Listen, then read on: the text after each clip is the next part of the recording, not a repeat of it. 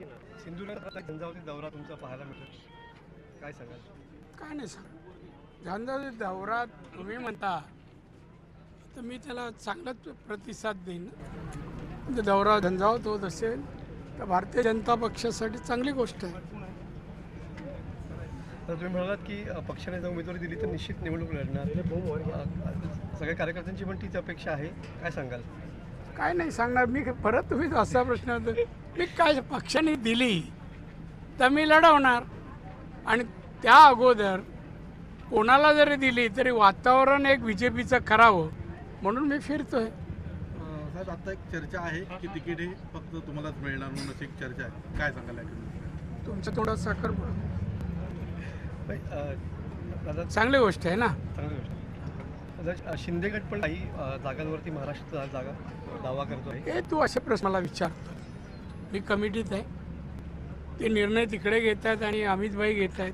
बरोबर. आम्हाला जाऊन फक्त निर्णय काढणार, आम्ही याच्यावर मत व्यक्त करू शकत नाही. पक्षाच्या निर्णयावर कोण घेणार कुठे याच्यावर बोलू शकत नाही. एकनाथ खडसे सुद्धा परत एकदा भाजपमध्ये येण्यास इच्छुक आहेत. या संदर्भात तुम्ही काय सांगाल? तुमचे जुने सहकारी मी आता जातो, काय संबंध रे आता एकनाथ खडसे विडसेचा.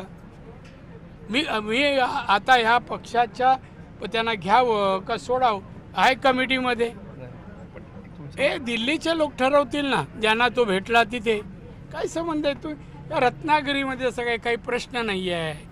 सगळे इथले पूर्वीचे खासदार आमदार आबाद ठेवला आहे. असं तुम्ही म्हणजे वेगळेच प्रश्न विचारता. सगळं रत्नागिरीसाठी लोकसभेच्या उमेदवाराला विचारावा असा काही प्रश्न नाही तुमच्याकडे. जर आपल्याला तिकीट मिळालं तर लोकसभेचे उमेदवार म्हणून आपण जर निवडणूक लढवलं, काय विजन असेल आपलं?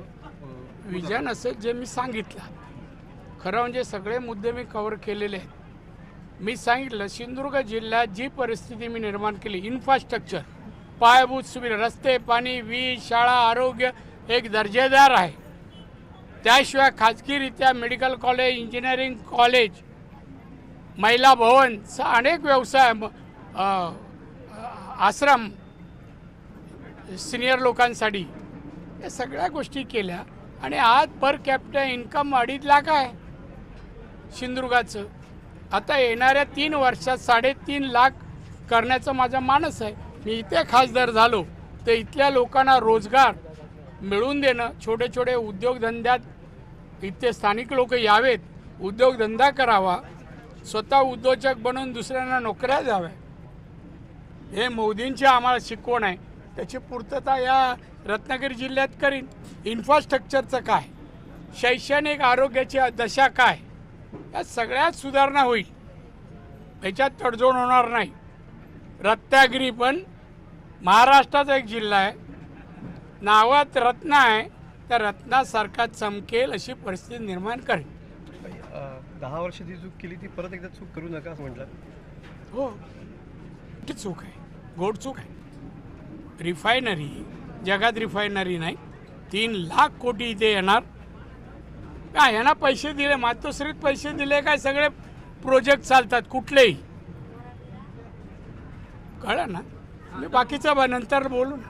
आजारांमुळे गेल्या 10 वर्षांमध्ये रत्नागिरीचा विकास खुंटला आहे का? होय, खुंटला नाही. त्याने काय केलं मला सांगा. एक तरी नवीन प्रोजेक्ट आणला का, आणण्यासाठी प्रयत्न केला का? येणाऱ्या प्रोजेक्टला बाबा हा यावा, पण त्यासाठी बाबा आम्हाला इथे पर्यावरणाचं कुठला धोका नको, अशी मशिनरी असावी वगैरे काही सूचना कधी करतो? त्याने नाही, आमदार नाही, त्याचा पक्ष नाही. आता पक्ष अधोगतीकडे चाललाय. हो, 5 खासदार राहिलेत, 5 आणि 16 आमदार. या निवडणुकीनंतर 6 आमदार राहणार, 10 आता आहेत शिंदे जिंदाबादकडे. लवकर विनायक राऊत म्हणतात मला जर तिकीट दिली गेली, उमेदवारी दिली गेली, त्यांच्यासाठी निवडणूक उभी राहील असं म्हणतात. म्हणायला काय. म्हणून तर आज कार्यकर्त्यांचं ओपिनियन घ्या. सोपी ते लढ ना म्हणा, बोलतो कशाला, लढ ना जरा, लढ. बघूया ना आता काय सोपी का कठीण ती. हेच बोलायला बरं आहे आपलं, सोपी आहे. आणि तुम्हाला दाखवायला बरं, राणे नक्कीन जाणार असं म्हणून तुम्ही टपलेलेच आहे दाखवायला. ठीक आहे, मोदींसारखा माणूस एवढं परिवर्तन करतो, जगामध्ये भारताचं नाव केलं, विकसित देश, आणि अर्थव्यवस्था में 5वां आणि 3रा क्रमांक आणून पाहत आहे. त्यांनी 54 योजना दिल्या, त्याचं कौतुक न करता या लोकांच्यासाठी मला प्रश्न मला उत्तर द्यायचं पण नाही. मी थांबलो, पहिल्यांदा आलो, बोलो आपण भेटून जावं. असे प्रश्न असतील तर नको त्यांची नावं घेणार असाल, माझ्याकडे उत्तर नाही. मी निवडणूक मला जो उमेदवारी मिळाली अशी लढवेन की परत माझ्या समोरचा उमेदवार निवडणूक भविष्यात लढवणार नाही. धन्यवाद. वायदे